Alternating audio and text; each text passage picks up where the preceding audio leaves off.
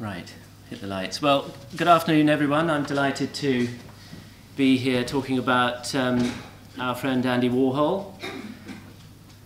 It's a project that as Lizzie says, I've been working on for about 6 months, and it's absolutely fascinating digging into all the details. There's nothing like having to prepare a lecture to encourage you to go into the sort of byways and lesser travelled routes of an artist's backstory. It's been fascinating for me to put this together. So I hope I can share some of the insights that I've come across. First of all, background. Andy Warhol, born Andrei Varchola, I'm probably saying that wrong, was born August 6, 1928 in Pittsburgh, Pennsylvania. He was the fourth child of Andrei Varchola and Julia, and he had two older brothers, Paul, born in about 1923, and John, born in about 1925. This is one of the houses that they lived in. It's a classic American tale. The parents emigrated from a part of Europe which is now sort of northeastern Slovakia. Very, very hard background, economically very challenged. And Andrei went, as a young man, his family clubbed together to send him to the States. He married Julia just before he left, but it took him 7 years to save up enough to bring her over and to rent a house. And it was a very, very hard start in life. This particular house was close to one of the steel mills. Pittsburgh is founded on steel, as I'm sure many of you know. And sparks from the furnace regularly set houses alight. So the closest to the furnace you were, the more on your toes you had to be. And supposedly this is why Andy had a lifelong fear of fire, because several of his neighbours' houses went up in flames. So it was a tough beginning. There they are. So we've got John on the left and Andy on the right, looking like he needs changing or winding or something. A rather sort of dyspeptic look, but there he is. And there's Julia. Obviously, it's a truism to say that his background had a profound influence on him. I mean, who isn't influenced by their start in life? But certainly with Andy, it was certainly the case. Here he is at age 8. Several influences that impressed themselves upon him in his youth. The first one was his father. His father was a very strict disciplinarian, and he was also an absolute workaholic. Even though he was ill, he basically worked himself into an early grave. He died in an industrial accident when Andy was 13, but he had managed to save, even though he'd worked in low-paid manual jobs, he'd managed to save enough to put Andy through college. So this was one thing that Andy learnt from his father, the value of hard work. And as you follow him throughout his life, he is absolutely relentless. He's one of those people that works but even when he was immensely wealthy, he never let up for a moment. The second influence was his mother. Let's see if we go back to Julia here. His mother, he learnt, well, people have written extensively on the relationship between the two. The phrase that comes up most often is peasant cunning. Julia was pretty smart, and Andy inherited a lot of that. Again, as you watch him make his way in the world, you realise this is a thinker. He's a worker and he's a thinker, so his success is really comes as no surprise. If his parents were one big influence, and his background, his really tough start in life, the second big influence on him was illness. When he was 12, just before his father died, he suffered from a condition called chorea, also known as St. Vitus dance. And this had a particularly, it was disastrous effect on him. It changed his pigmentation. So his skin became very sort of blotchy, it affected his hair.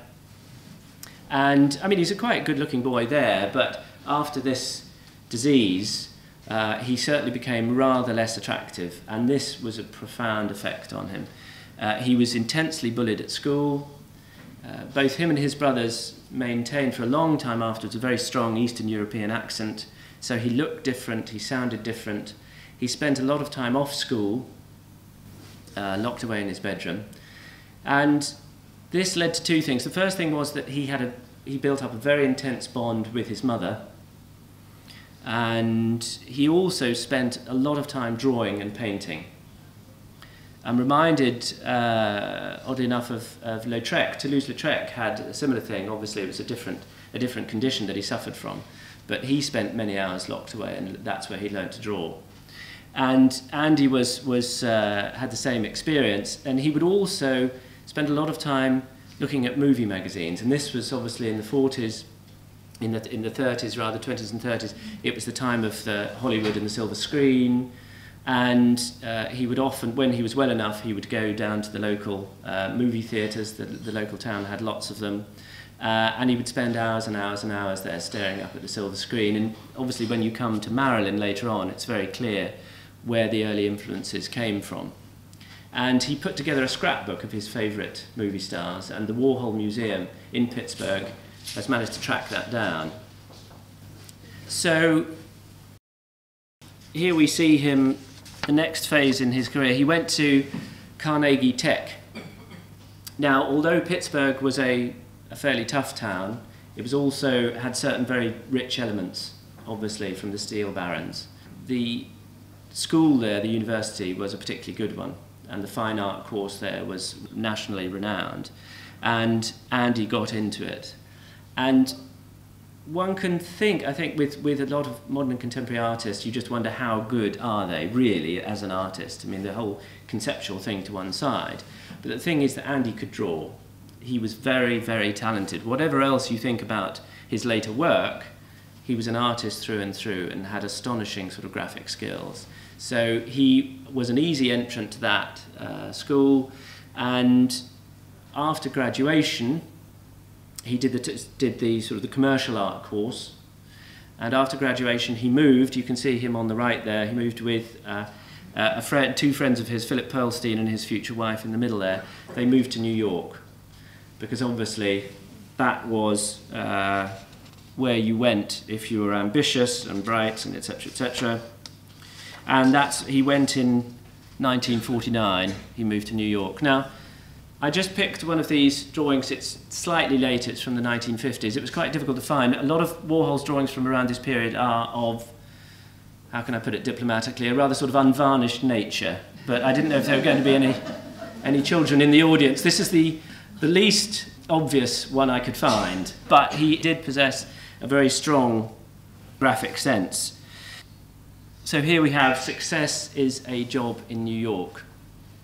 Now, the reason that he moved there, it was boom time in America's economic history. By 1960, advertising was a $12 billion a year industry. It was absolutely enormous.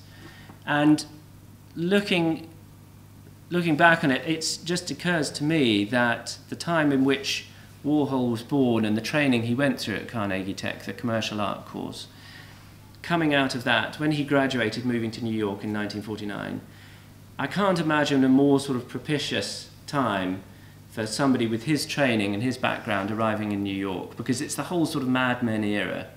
This is when New York, when the American economy was absolutely booming. You had the largest generation of youngsters in American history. It was a whole sort of post-war population boom. The country was getting immensely wealthy, and all these various industries were fighting to make a name for themselves. All the big brand names that we know so well were having to scrabble to get some visibility, and what they were doing was, the main vehicle for that, television was still somewhat in its infancy. The main route was via magazines. Magazines like Esquire and Harper's Bazaar and various things like that. And these magazines were hiring graphic artists en masse. And here we see one of his very earliest illustrations. You can just see the tagline down there, drawings by Warhol. Supposedly an earlier copywriter dropped the A off by mistake, and Warhol leapt on it and thought, well, I'll keep that. And we'll come on to why that was significant in a bit. So here we have Andy, all suited and booted with his portfolio. And he had a very tough start in New York. he lived in a very poor part of the city, cold water apartment. There's a wonderful story about when he produced one of his portfolios. He opened a portfolio to show his work to an art director, and a cockroach scuttled out across the desk. Bizarrely, they took pity on him and hired him on that basis. I mean, I thought rather just chuck him out for being infectious. But no, he had a very, very hard start in life. But this is where his work ethic came to the fore. Because whereas, for example, if you went to see an art director and he gave you a particular task, a particular project to work on, you would go away and do the best you could and bring it back. Warhol would do 2 or 3 different versions of what he was asked to do. I mean, this was unheard of. He would say, well, look, we could do the campaign like this, or we could do the campaign like that, etc., etc. And as he got into Madison Avenue and started making a name for himself, we see really the emergence of, quote-unquote, Andy Warhol. He starts to reinvent himself. I mean, this is a very rare shot of Andy, looking all rather smart and looking like probably every other commercial artist wandering up and down Madison Avenue. Very soon he started taking on a persona. Now, we're used to that now because most people who are famous, particularly in the music world, they have it's a guise that they get into. You know, Lady Gaga, Madonna, and all these various sorts of people. You could imagine that they're not, well, you hope they're not like that all the time. You hope it's we're wandering around the house in meat dresses and things like that. You hope that it's a persona that they assume at the front door. But we're used to that. But back then, it was rather unusual. And Andy put a lot of effort into standing out. And this is where I think, I mean, he's very bright, and he realised that in a very competitive field where there were lots of other people vying for commissions, he wanted to be the one that people remembered. So what he started doing, he started dressing down. He started being really, really sort of scruffy, whereas everybody else was trying to, be the smartest. People called him Raggedy Andy. He would dress in faded chinos, broken down shoes, just any old sort of T-shirt. But on the other side, I mean, rather than seem to try very hard to look unappealing, when he went to these art directors, he was a very unusual sort of character in that he would bring gifts. He would make little books, and some of these survive, little sort of gifts to give to the art directors, to the receptionist. He would turn up with cakes. He would offer to go and get coffee. He was a real presence. He would bug these people, and so they would remember Andy Warhol. And the commissions started to flow in. So I just chose this one because, I mean, the man was very good at his job. Stunning sort of strength of line, a real sort of purity about the work that he produced. Now I think it's fair to say, there's no other way to say this actually, he did have a bit of a foot fetish. I think that's a stunning piece of design as well, that he just a sort of a stylized diagram of heels. And we have another one here, which is, again, I think fantastic and really gets the point across. Now, there's a lot of controversy. A lot of art directors who worked with Andy, there's one in particular who still burns with indignation that people like me, for example, will put these up and say this is an example of Andy Warhol's genius. Clearly he was working to a brief, and a lot of art directors at the time, still sort of 50, 60 years later, were trying to say that in fact this was their ideas and not Andy's. But where the truth of the matter exactly lies, Andy's designs really stood out. And particularly his campaign for I. Millo, who are a store and a shoe designers. And this is where he really started making an impact. The success started to flow in, and by 1960, I've tried to do a rough calculation. He was earning $70,000 in 1960, which by my back-of-an-envelope calculation is about $1.5 million a year. So, and he did that within 10 years, and he was the most successful commercial artist in the city. And you can imagine how, as I say, I keep saying it, but it's true, how competitive it was. And there were various things that it taught him, apart from the virtues of hard work. It taught him to work to a brief. So it taught him to be very sensitive to what the art director wanted and what the magazine was about. So this is, you can see how that is going to stand him in good stead later on, because then he was looking at the public and trying to divine what would work with them, just as he was trying to do with art directors. What would really push the right buttons? So he learned to be very sensitive to what the client was wanting. It trained him to produce images that had clarity and impact, as well as originality. And it taught him really not to take rejection and to keep ploughing on. And all of these stood him in very good stead. So I just put this up here just because I thought I'd come across various interesting quotes. And one of these is, I loved working when I worked at commercial art. The last line, of course, is the kicker, isn't it? And they told you what to do and how to do it. And all you had to do was correct it, and they'd say yes or no. The hard thing is when you have to dream up the tasteless things to do on your own. Well, there we are. Now, I show you this just because I thought it was fun. Here we are. We've got Julia and Aunt Eugenia, who's obviously popped round. She's bought a new frock, and here she is. And there's Andy in the background. You can almost hear him say, "Oh, for God's sake, Mum, I'm trying to get this assignment finished." When he moved to New York, Mum came with him and lived in the basement. This strange sort of troglodytic feature. She would come up and she would cook for him and then go back down. But, as I say, a very, very close relationship. Now, at this point, I just wanted to say a few words about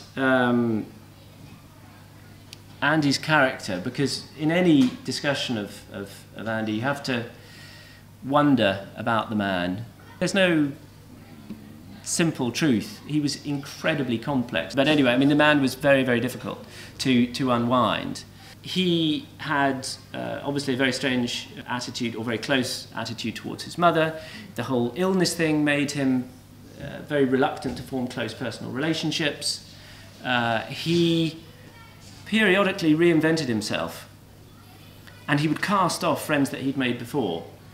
And so, for example, we'll see later on, once he left his commercial art behind and became a fine artist, basically he cut dead everybody that all the contacts and relationships that he'd formed up and down Madison Avenue were completely airbrushed out of history. The mother was airbrushed out of history. She was sent packing back to Pittsburgh eventually. He would continually reinvent himself. And I think partly it was embarrassment. He felt embarrassed by his humble beginnings. But I think not only was he wasn't trying to write any particular script. I think he was trying to erase everything so that you never knew what Andy was about. So he would constantly make up things about himself. And this, I just wanted to show you this just as in a nutshell, the sort of person that we're talking about, because it's a wonderful blend of truth and outright sort of spin. So I prefer to remain a mystery. I never like to give my background. That's fair enough. I mean, if that's okay, if that's what you want. And anyway, I make it all up different every time I'm asked. Well, if there is a background, you could just not tell people about it. But he's not doing that. He's going further and constantly changing the story. It's not that it's part of my image not to tell everything. It's just that I forget what I've said the day before and have to make it up all over again. Well, it clearly is. It's part of his image. As I say, you could just say nothing. But he constantly invents stories. So he changed his age, he changed his birthplace, he changed virtually everything about it. So all these poor old journalists are trying to compare notes, and nothing's adding up. But this is, in a way, he's trying to... it's not that he's trying to be invisible. I think what he was actively trying to do was trying to be enigmatic, so no one knew exactly what he was about. And I just thought that any talk about Andy Warhol, sorry to just sort of shoehorn this in, but we've got to have some quotes. He's an absolute fount of fantastic quotes. In the future, everyone will be famous for 15 minutes. I mean, I think it's illegal to have a talk about Warhol and not have that in it. Even though it hung like an albatross around his neck, he was thoroughly sick of it by the end. I never think that people die, they just go to department stores. That's the thing you see about Andy's quotes. Occasionally, he will actually blindside you by being honest. If you want to know all about Andy Warhol, just look at the surface of my paintings and films and me, and there I am, there's nothing behind it. but then that in a way is inviting you to challenge it. Well, surely there must be something behind it. But what? Before we get on to Jackson, the demon dribbler, Andy's character, you see throughout his, particularly when it comes on to the factory, he was a very cold character in a way, very manipulative. And I think that he actually enjoyed watching people compete for his attention. And I think there was a particular reason why he did that. But the reason that I've got this slide up here is I wanted to give you some context of the prevailing orthodoxy when he arrived in New York and as he was working as a commercial artist. And the cultural scene was dominated by Jackson and by Willem de Kooning and other people, abstract expressionism. And it was the age of the really powerful artist, deeply intellectual, very forbidding, very serious, and very involved, and rather sort of, you were almost afraid to talk to these people. They were very distant, and they were dealing on a much, much higher plane. And that's what their whole art establishment and the museum curators, they were very attuned to this particular sort of orthodoxy. And then came a couple of young Turks. Well, this is a representative sample. We've got Jasper Johns and Rauschenberg. It was a very pregnant time. We're talking about late 50s now, very early 60s. And lots of commentators at the time felt that there was a change due, that the abstract expressionists had sort of held sway for too long, and that there was something in the wind. And this was at a point that Andy came along, and he seems to have been, incredibly lucky. If you look, he arrived in New York, worked hard for 10 years, made an enormous amount of money, and honed his skills, made a lot of contacts. Just at the point when he was coming out of that and really decided to become a fine artist, there was an orthodoxy that was there to be challenged. Now, we don't know exactly, which refers back to his refusal to answer a straight question. We don't know exactly at what point. He didn't wake up and say, I want to become a fine artist now. And a lot of people believe that maybe the commercial art route was always just a bit of a detour. Other people believe that it was only once he got to New York that he saw the fame and money that attached to quote-unquote real artists, that he decided that he'd have a go at that. But one thing is that he was able to a certain extent, hold both roles at once. A lot of the artists who became commercial artists hated themselves for it. They felt that they were born for bigger and better things, and drawing and doing campaigns based around shampoo and matches and God knows what else was way beneath them.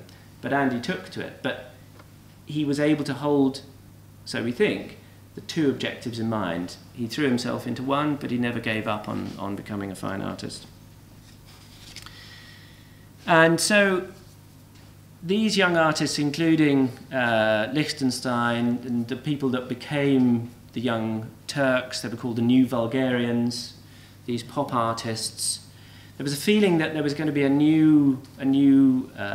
was going to be a revolution of sorts, and Andy picked up on this, and he was aware that he didn't want to be sort of trumped, as it were, that the time was right for somebody to come up with something particularly new.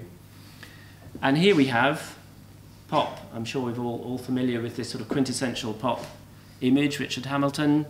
Just what is it that makes the modern home so appealing? Pop, I'm always proud to say, it sort of started in the UK in the mid-50s and took a while to get to the States. Well, I'm sure the Americans see it differently. But pop started to sort of be in the atmosphere towards the late sort of 50s. And what I'm going to do is read a quote that I think sums up this sort of, the whole sort of pop thing.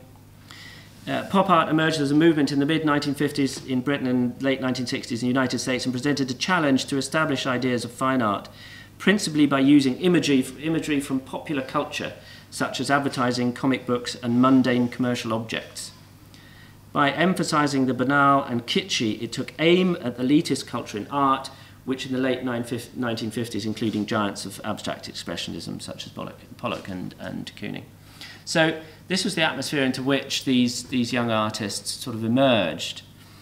What made Warhol particularly suited to this whole field was he'd spent the last 10 years selling these things. So he had immersed himself in drawing campaigns based on consumer products and cars and various other things like this.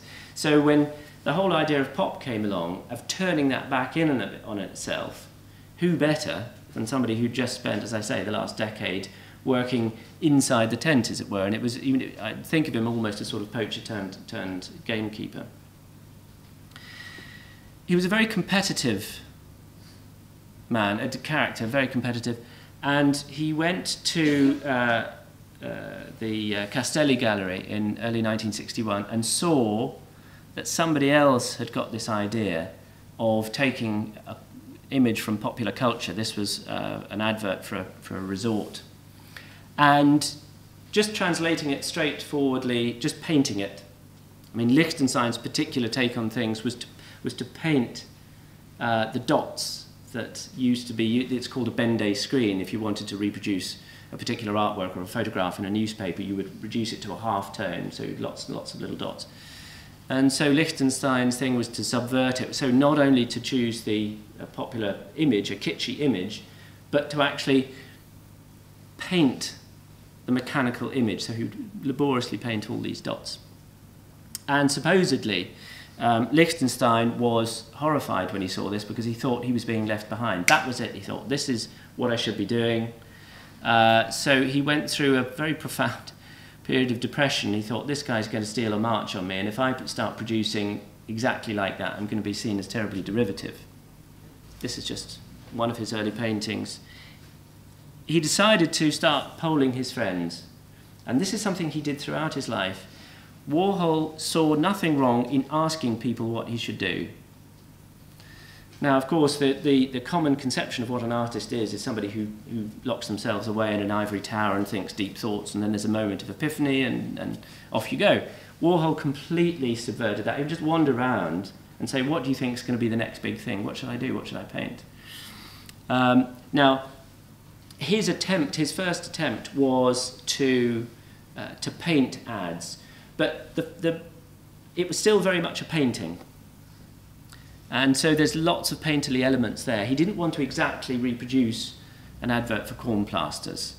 He didn't feel able to just completely go over to exact reproduction that Lichtenstein did. But he knew that it wasn't good enough. He showed these paintings to a lot of people, and they said, good, but not quite. And there was a feeling at the time that Warhol would soon go back to commercial art, that he was dabbling in being a painter, but he should just stick to the day job. But he kept on, and I include this photograph a bit later, obviously. I include this because I think Warhol had another advantage, aside from his training, etc., over the other artists that he saw himself in competition with, and that's because he was working class. He was the most blue-collar of all the Young Turks. And he was also the sons of immigrants. And you can imagine somebody who is born in America to a middle-class family, you have a very different attitude towards consumer society than sons of immigrants who've had a real sort of hard-scrabble background. To him, Coke was just a fabulous thing. You know, it's the old sort of truism, but the old idea of Coke and Levi jeans and this, that and the other, you're going to see them as wonderful objects. It's very sort of unironic. It's not sort of knowing. He loved these things, and he saw it from the outside. There's a wonderful quote basically saying that both people who are dirt poor and the president, they drink the same Coke. Coke is Coke. You know, there's no sort of structured presidential Coke or anything like that. It's just a fabulous consumer product that everybody sort of buys into. So I think that when he finally comes to it, his attitude, his relationship to these consumer products is very, very different to his competitors, who took a more sort of ironic, critical attitudes towards them. And in a way, it suited the way that Andy presented these things because he loved them and he just painted them. So here we are, sooner or later. We obviously have to have the 15 minutes of fame quote, and we also have to have the soup cans.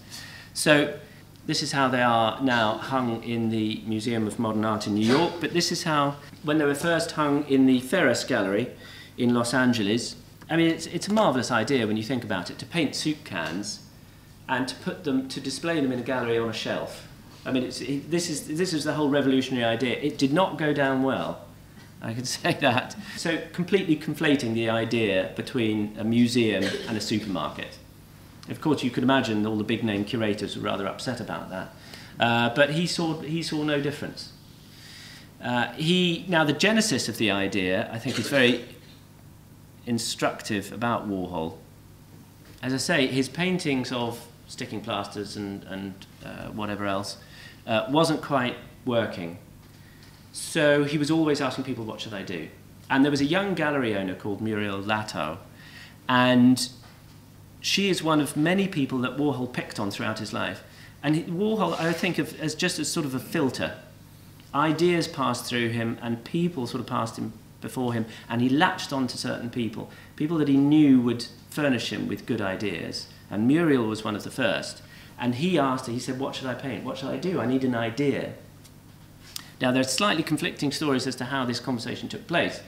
But she was quite canny, and she said, well, if you want a big idea, you've got to pay me. So he wrote her a check for $50, which again, the omnivorous Warhol Museum has got in their archives. It's probably one of the most significant checks ever written. So he wrote her a check for $50, and then she said, according to some people, why don't you paint something every day? Something like Campbell soup cans. Other people think, well, what's most familiar? What do you hate? He said, I hate going grocery shopping. What don't you like in the grocery shopping, etc., etc. Or my mother always makes soup for me every day. I always have soup and a sandwich. I can't stand it. Anyway, sooner or later, at the end of this conversation, he thought, I'm going to paint a soup can. And as I say, the reception was muted to begin with, and it turned into being one of the best investments in art history, I can imagine, because Irving Blum, the chap who put the show on, found that he sold 2 or 3 of the canvases. There were 32 in all. And then he thought, well, this isn't going anywhere, so maybe I'll buy them myself and just be done with it. So he agreed to pay Warhol $1,000 for all 32, but spread over a year. And in 1996, he sold them to the Museum of Modern Art for $15 million, which at the moment looks like an amazing bargain. I mean, if you could buy them for that, you'd be doing incredibly well.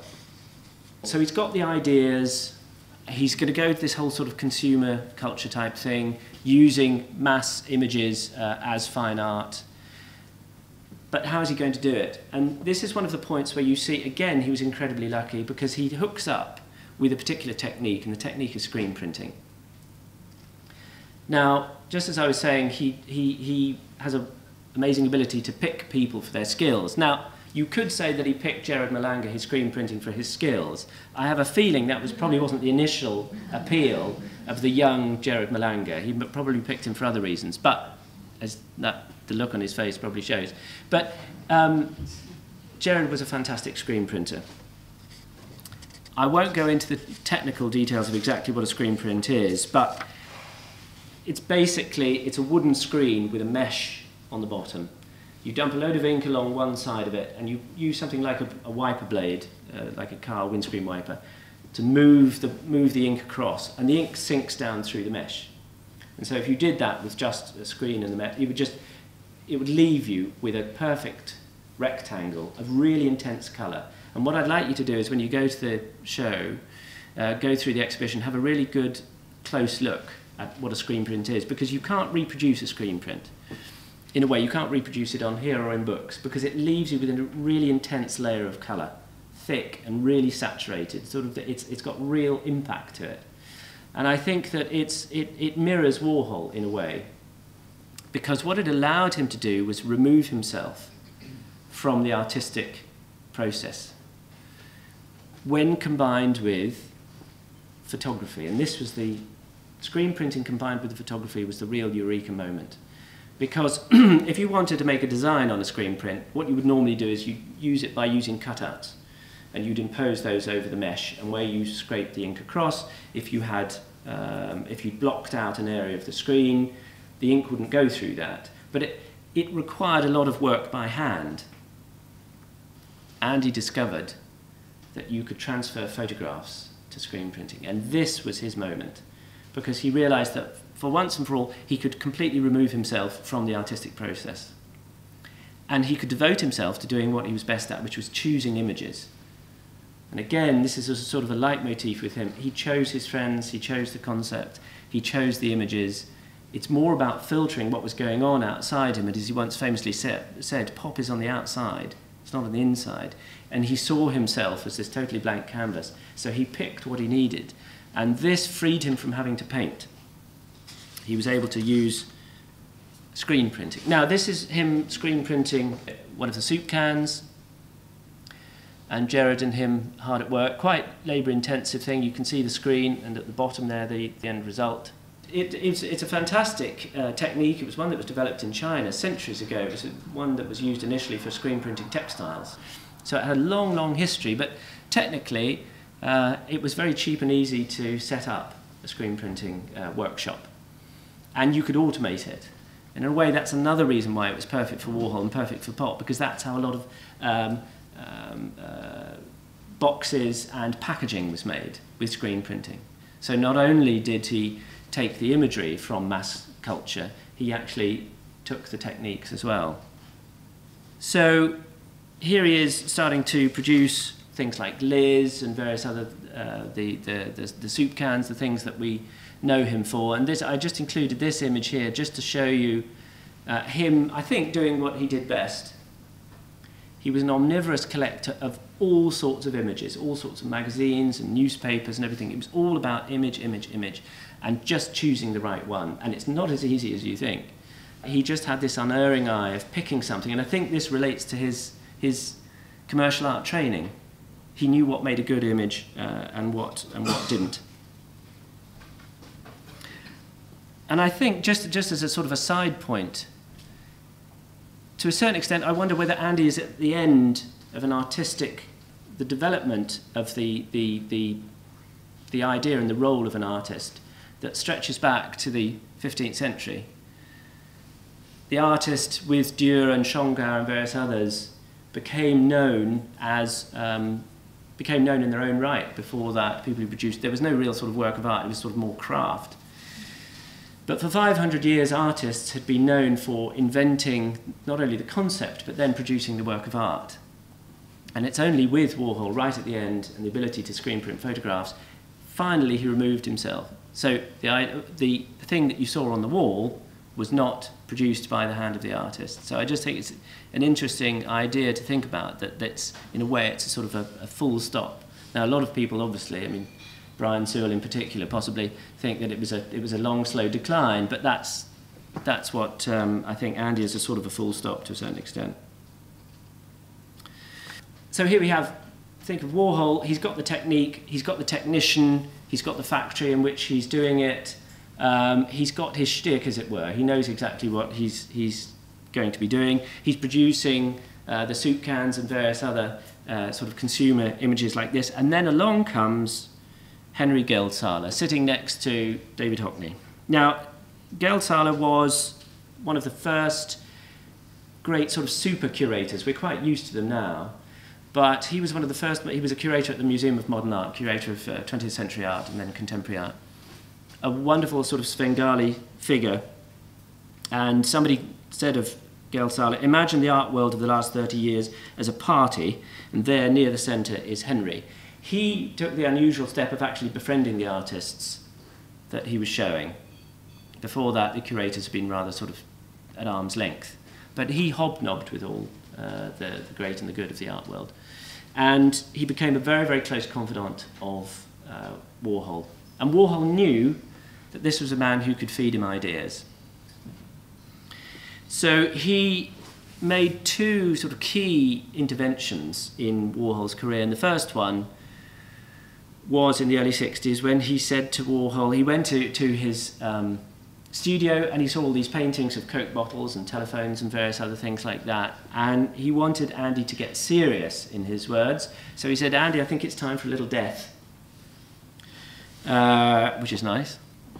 And so he encouraged Andy to produce images that were a lot grittier, no more packaging. He'd sort of done that. So if you think of a newspaper will have ads for commercial products, but it will also have quite disturbing images in it. And this is one of them that you'll see in the show outside Birmingham Race Riot. It was produced for a sort of a mixed portfolio, but it's an incredibly strong image, and Andy had a particular way of treating it. What he often used to do was get an early photocopier and photocopy it and photocopy, keep running the photocopy through to flatten it, so that it started to lose sort of coherence as an image. He wanted a little bit of distance from it. But this and other things, there are some very, very gruesome paintings, if you've ever seen the Death and Disaster series.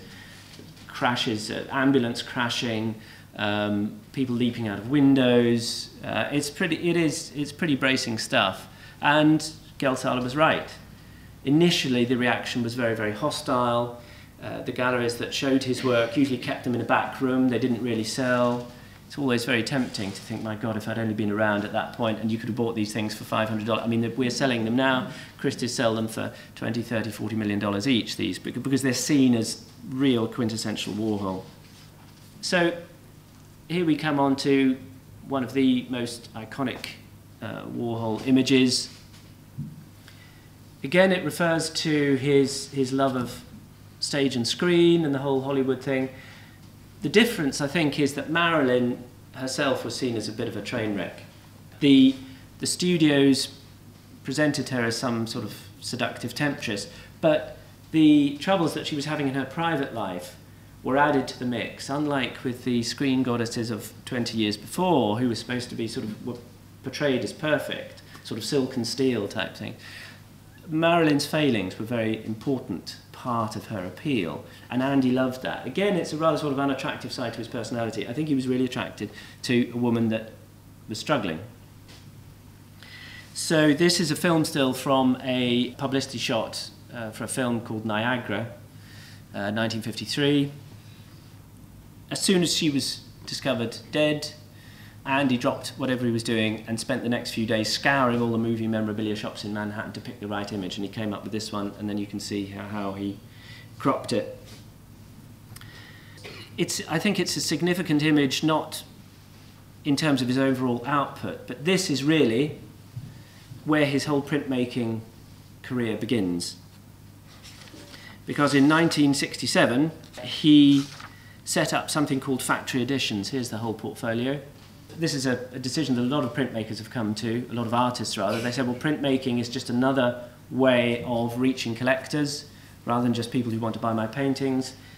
Maybe people will be interested in buying printed versions, screen printed versions. So he produced this in a portfolio of 10. And this is a very radical departure because he's not painting an individual object. What he was doing was just using a great image, and then he gave that image to a critic and curator called David Whitney, who was the partner of the famous sort of collector and architect Philip Johnson, and he said to him, go away and choose 10 different colour combinations.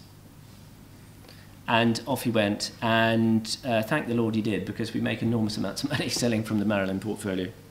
And this was the result. This is the second of the interventions that Geldsala made. This is a few years later. And he went into Andy's studio and saw all the Marilyn paintings and saw all the car crashes and the suicides and things like that, and said, Andy, I think it's time for a little life.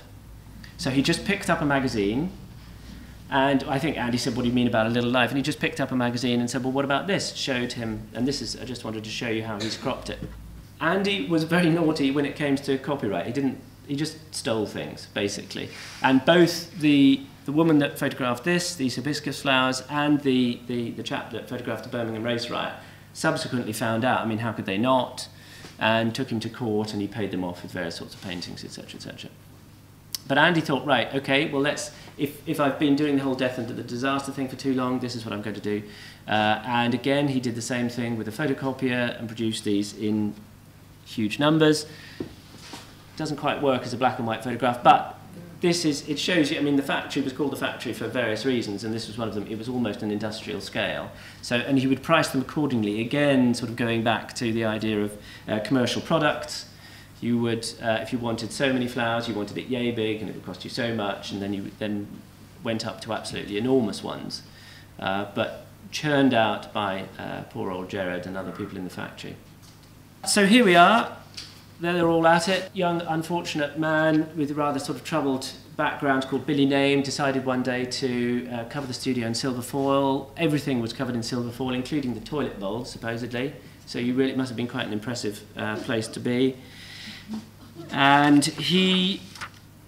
this was the environment in which he sort of, in a way, sort of preyed upon the insecurities of the people that clustered around him. He loved to see people competing for his attention. And I think it was almost, I mean, I don't want to psychoanalyze him, but clearly he had certain problems about his self-esteem, and so surrounding himself with other people who were clearly sort of damaged in one respect or another made him feel less, perhaps, concerned about himself. Great manipulator, and I think he also liked young people. He liked to know what was happening. So this is, you know, these people are bringing new ideas through the factory, and his skill was just to pick the ones that would work. So there's a bit of a jump between that last photograph and this one, because during the 60s and 70s he spent a lot of time being a filmmaker, which is outside sort of the ambit of this talk. But he famously retired from being an artist for a while and devoted himself to becoming a filmmaker. Again, using the same sort of technique, putting the camera on people, letting them basically just fall apart in front of the lens. It was completely unscripted. I mean, I think you have to be in a certain frame of mind to appreciate these things. One of the things that I don't know whether we're going to be able to do it for this show, is that he filmed the Empire State Building. And for the night, the 24th or 25th of July, from 8 in the evening till 2 a.m., just put the camera on.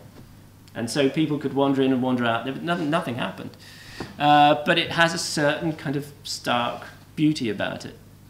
In a way, that's what he was doing with his paintings. He was trying not to comment. He was just putting the stuff up there and letting you make your own mind up about it.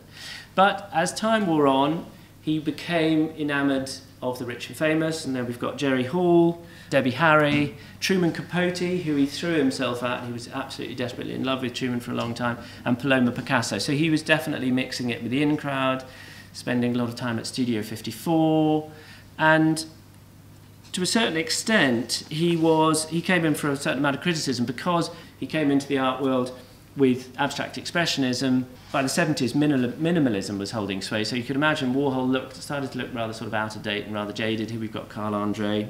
But Warhol ploughed on regardless. He was always worried that he was falling out of favour, always kept on asking people what he should be doing.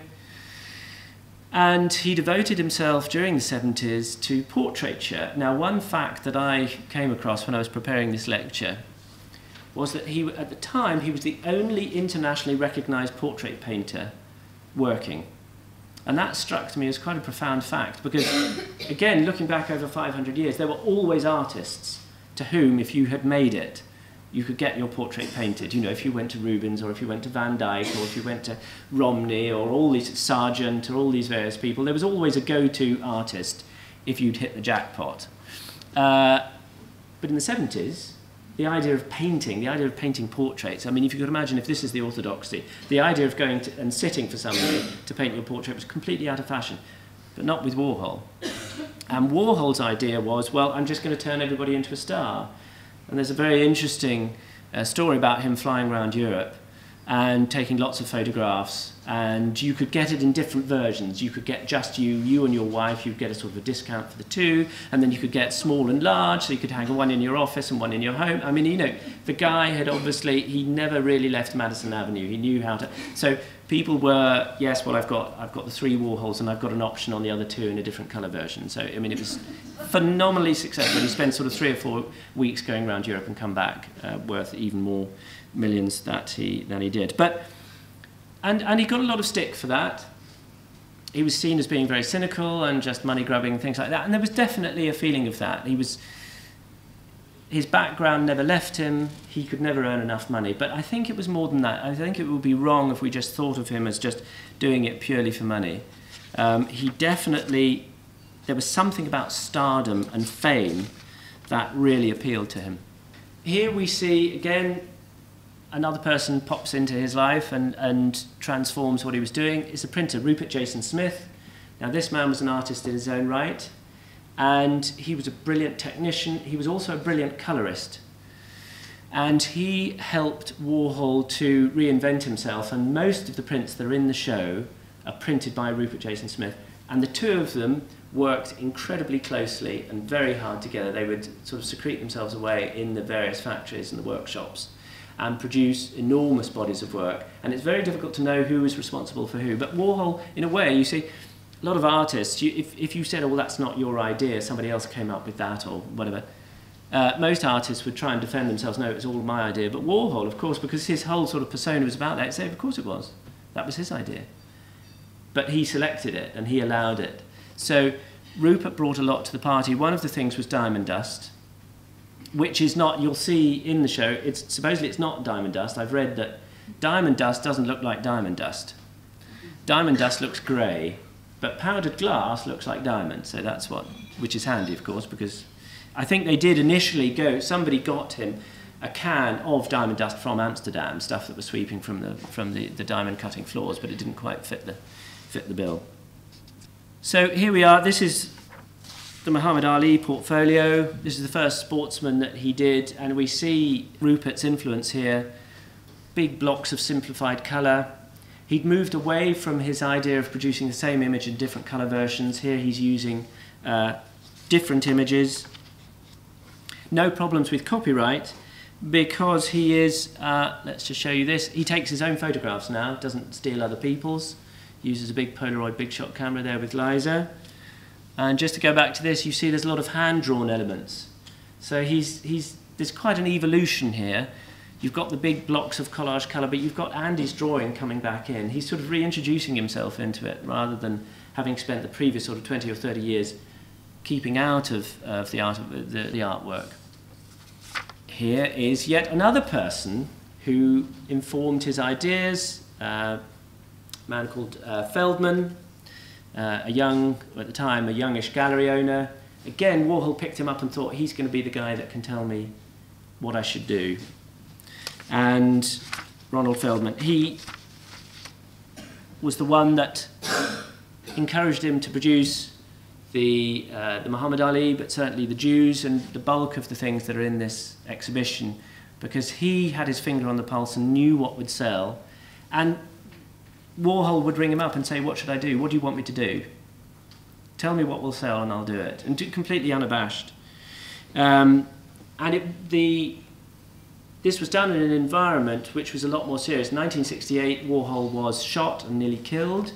A rather disturbed woman called Valerie Solanas came after him with a gun and shot him, and he was very seriously injured. She shot various other people in the factory, and there's a wonderful story that Fred Hughes, who will come on into a sec, who was running the factory at this point, when her gun jammed, she'd shot Warhol twice, she'd shot other people, she was going to go after him. He hid under a desk, which I don't blame him for doing, and there was a big sort of factory, big industrial building, and the industrial elevator came up quite on its own volition. It used to do that, it used to break down and just sort of operate. Anyway, the lift came up and the doors opened, there was no one there. And Fred supposedly said, Valerie, why don't you hop it? And she thought better of it and got on the lift and went down, and that's why Warhol survived. But that, obviously, it changed his outlook, as it would do, this near-death experience. And the factory became a lot more serious, a lot more organised, a lot more business-like. And when you put that attitude together with this fantastic printer and with Feldman, the gallery owner, this is when Warhol really starts to get back into printmaking and produces these fantastic portfolios that you'll see outside, like the Jews and the endangered species and the myths and various things like that. I just wanted to say a quick word about Fred Hughes. He's the gallery manager here, rather sort of Svengali-like character. And again, one of the things I picked up when preparing this lecture, I mean, I didn't know how he was perceived. Supposedly there's an idea that when Warhol died, as we all know, he died rather suddenly, he died because he was completely, he had a complete phobia about hospitals, and he just needed a very simple gallbladder operation, and he put it off and put it off and put it off until it was too late, and when he finally went in it was far too serious, and he died. Supposedly, the minute he died, Fred Hughes went round to Warhol's townhouse where he lived, which was stuffed with treasures. Very little of Warhol's paintings were in his townhouse, but he had fabulous Aubusson tapestries and 18th century sculpture, I mean incredibly good taste. And lots of things hidden away, and he used to have the trick of supposedly of kings and queens throughout Europe of hiding jewels in the bedclothes. He had this big four-poster bed. Fred knew where everything was, and no one else did. So he hightailed it round there. He knew the combination to the safe. So unless I don't want to say any more, in case that's even more libelous than what I've already said. But anyway, you know, Fred was pretty quick on the uptake. And just one quick story I thought was very instructive. Warhol was a great collector, collected a lot of Art Nouveau and Art Deco sculpture. And very early on, when he started making money, he was in a fantastic gallery, one of the best dealers in New York, and saw somebody else come in and talk to the dealer very knowledgeably about something. And Andy sort of hid himself and waited for this person who was talking about a particular sculpture or something, and left, and then said to the gallery owner, whenever this guy comes in and buys something, I want you to find me something almost identical, as close as you can, just send it to me with the invoice. Doesn't matter. Whatever this guy buys, I want one. And then he virtually didn't go back to this gallery again. For about 20 years, this guy just sent it. So he was leeching off this, because he knew this collector knew what was good and what was not. And so he shadowed his collection.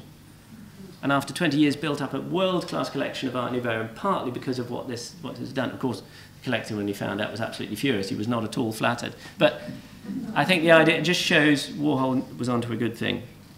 I'll just read you out one quick quote about Fred Hughes. This comes from the Foundation. Deception might have been a perfect glue for such a relationship. Fred Hughes was a consummate liar, a social climber, and a bespoke SOB, I won't spell that out, who grew to total ghoulishness because of his connection to Andy Warhol. Why is it, I wonder, that great people seem to love the presence of reptiles like these creatures? Well, this is the Andy Warhol Foundation speaking about Fred Hughes, so I think that's... Okay, so just a quick spin round. Here's the Myths portfolio. These are the photographs he took. He even managed to find, everybody else is dressed up. He appears in the Myths portfolio as himself, the shadow. He managed to find Margaret Hamilton, who was the Wicked Witch of the West in The Wizard of Oz. Bizarrely, she was living completely unrecognised about 3 streets from the factory. So he hauled her in and took her photograph. Endangered species, again, this is all part of this Feldman Hughes kind of very, very organised, very business-like production, seeing Warhol sort of back in the saddle, as it were. And Vesuvius, the reason I just mentioned this is, you'll see in the gallery guide, I start off with this idea of what is an original print. Because only with somebody like Warhol is that a pertinent question. If we're talking about having a print show, we can usually very easily define if it's a Hockney print show or if it's a Picasso print show. We know what we're talking about. But the normal definitions that we use for the world of prints don't really apply to Warhol, because what he did was he used screen printing in both. So if you wanted to buy a Warhol painting, it would be screen printed but on canvas. His prints were screen printed but on paper. So really that's the only difference. Well, you could say, well, the prints were printed in editions, but towards the end of his life, he started printing unique prints. So the ones that you'll see in the show, they're all unique. They only exist in that particular colour version. There's only one of each. So it's unique screen print, but on paper rather than on canvas. And in my field, that can lead to enormous differences in value. So a unique screen print on paper would be worth £30,000, but if it was on canvas, it would be £400,000. So the definitions are important, but he seems to have deliberately tried to make life difficult for us on the inside. The reason he produced these things was, again, the way that he used to outsource it. He would pick the image, give it to Rupert or someone else and say, print that off in 20 or 30 different colour versions. Just, knock yourself out, do whatever you think's best. And then he would come and choose the one that he liked best, and that would be printed in the edition. And that always used to happen, but they would just used to throw away the other ones. So if they printed 30, they would throw away the 29 that didn't quite make the grade. But of course he thought, well, hang on a minute. I mean, again, always with his eye to the main chance, thought, well, why should we throw these away? So I'll number these as trial proofs, and they're unique. And you'll see the result there. And you'll see really Rupert's influence. Rupert was a great colourist. Warhol was too. You'll see the sunset pictures there. He did this for, these are much earlier, these are sort of in the 1970s, but there was a hotel in Minnesota or Milwaukee or something like that, and they commissioned, the architects commissioned 830 different views of the same sunset in different colours, and Warhol managed to make, and I've seen lots of them in my time, they're all unique and they all work. It's absolutely fantastic. He was really inspired, but that's when he hooked up with Rupert. It was a really match made in heaven because they really understood colour. And when you see the Vesuviuses particularly, you'll see that it takes something to work out this image in a particular colour version, but then to do it and redo it and redo it and redo it, and everyone's a winner. That's the real, that shows the talent. So I only put this up here, not because it happens to be a picture of the world's greatest auction house in action, it's because, just to say a little bit about the market, and really just to end on Warhol's sort of enduring appeal. Warhol is, to my mind, one of the most timeless artists that ever existed. There is a certain freshness about it. We still think of him as a contemporary artist, even though he died quite some time ago. And if we include him in contemporary art sales, even though he shouldn't, by the normal definition, contemporary eye still living, but when you put him alongside people who are working sort of last week and last month, the real sort of hot young guns of art, Warhol is still seems very fresh, very new, and doesn't date at all. He's also very iconic, and a lot of the new collectors now want something immediately recognisable. We talk in the business, we talk about something having wall power, and Warhol has wall power. A lot of collectors today, they don't want to have to explain to their friends and relatives when they invite them around. They don't want to have to explain who a particular picture is by. If you have to tell people who it's by, it's been a bad purchase. You want people to, so you've got the Porsche on the drive, and you've got the Sunseeker yacht, and you've got this, and you've got that. People immediately understand the brand names. And Warhol's enduring appeal, I think, is that he became the brand. When we think about Warhol, we think of the artist as well as the art. Whereas if I said to you Lichtenstein or Jasper Johns, I mean, absolute geniuses of their time and worthy of museums and shows and etc., etc. I mean, most people couldn't pick out Lichtenstein in a lineup, or Rauschenberg or Johns or Stella or Dine or all these sorts of people, but Warhol made himself as visible and as unique and as instantly recognisable as his art. And I think that is what is all adding into his appeal, because people are buying, when you buy a Warhol, you buy the whole thing. And in my field, the prints that I deal with, I was just looking, we sold a Marilyn set. I remember at the time I was the auctioneer, and we sold it in 2004. We sold it for £160,000, and I remember at the time thinking the guy who was buying it was absolutely bonkers. I thought, well, that's, you know, he's never going to see his money back. That set has just recently been sold privately a few weeks ago for $1.75 million. So between 2004 and now, that's not bad going. And I can't see his appeal waning, not anytime soon. And a lot of the people that, you know, people are always asking me, what do you think about Damien Hirst, how, you know, in 10 years, 20 years' time, Tracy M and all the great, Thomas Struth, the big photo artist, things like that. How's it going to pan out? I've absolutely no idea. But I feel fairly sure in saying that Andy is going to be with us for quite some time. Oh, thank you very much.